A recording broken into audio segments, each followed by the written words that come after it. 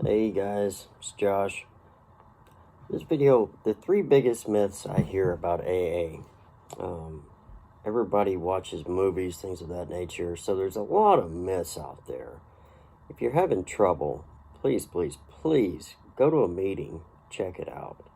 You can go online, there's plenty of websites to show you where a meeting is, but there's three big myths I want to get out of the way. The first one, and probably the biggest one, is religion. People think that you go into AA and it's just forced down your throat, and that isn't the case. The AA program is designed around your higher power, but your higher power doesn't have to be God. It can be, spiritually. I think our consciousness is spiritual in nature, whether you believe in karma, just being a better you. But AA doesn't shove God down your throat. There's guys that their higher power is a Coke can or their kids or a number of things. But AA doesn't shove God down your throat. That's the first myth that a lot of people get worried about. The second one is everybody thinks it's a bunch of homeless bums in there. And it talks about it in the big book.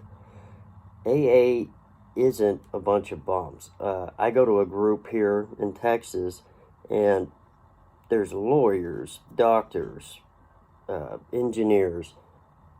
It's successful, a lot of successful people. And that's one thing I've noticed in AA. It's a lot of really smart people. But we all have a common problem with alcohol. And that's a deal that I think gets lost in movies and everything else. It's like, oh, a bunch of court-ordered bums and homeless people begging for change, and it's not the case.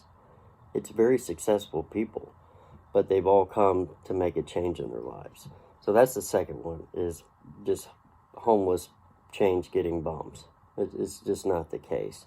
And the third, and I think the biggest myth is, it's not the biggest, but it's a big one up there, is it's just older people, just older, washed out people. There's a lot of young people in AA. Just because you're younger doesn't mean you don't belong in AA.